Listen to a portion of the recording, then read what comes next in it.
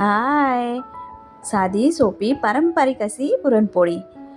पुरणपोळी ही विदर्भ स्टाईलने केलेली आहे, कारण मी विदर्भातली आहे.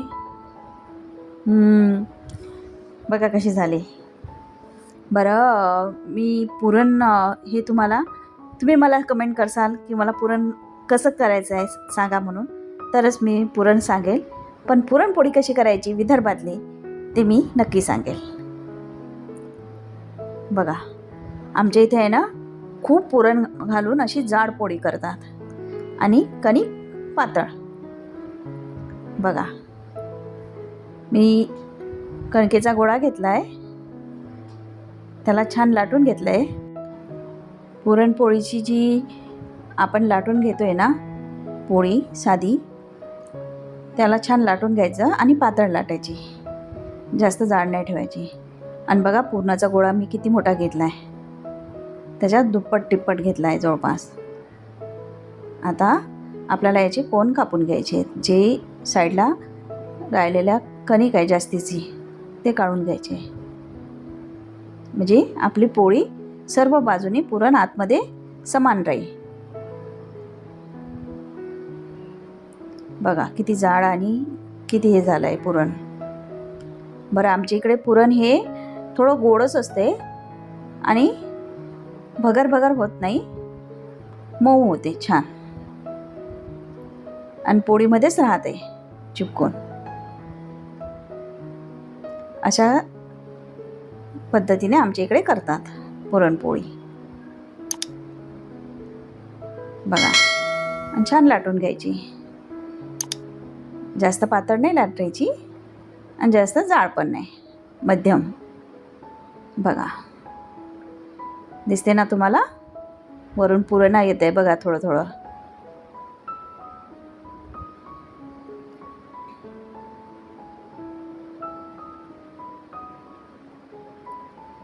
इकडे मी तवा गरम केला आहे.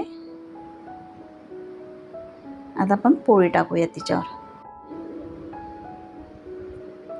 बघा, आता वरनं तूप लावूयात.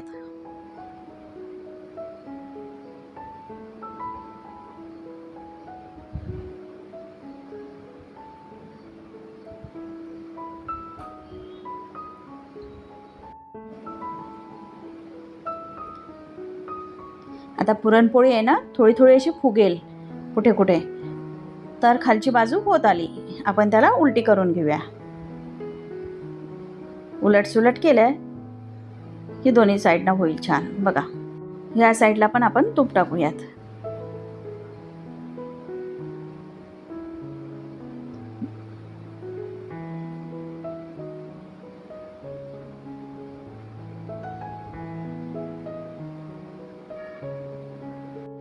बघा,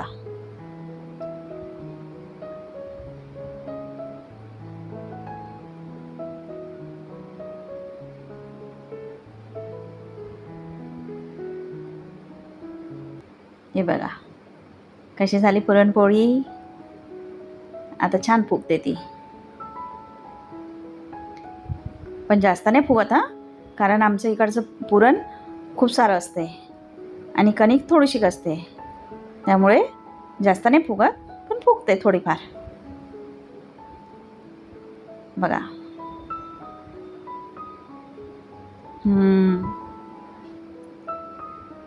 कशी झाली मला नक्की सांगा. आणि तुम्हाला पुरण शिकायचं असेल तर ते पण सांगा, विदर्भ स्टाईल पुरण सांगेल नक्की. झाली की हो आपली पुरणपोळी तयार, या खायला. कशी झाली नक्की सांगा. लाईक करा, शेअर करा, कमेंट करा आणि हां, सबस्क्राईब करायला विसरू नका बरं का. तुम्ही तुपासोबत खा किंवा दुधासोबत खा, दह्यासोबत पण खातात बरं का. पुरणपोळी तुम्हाला ओपन करून पण दाखवली. बघा, सांगा कशी झाली. Okay, bye.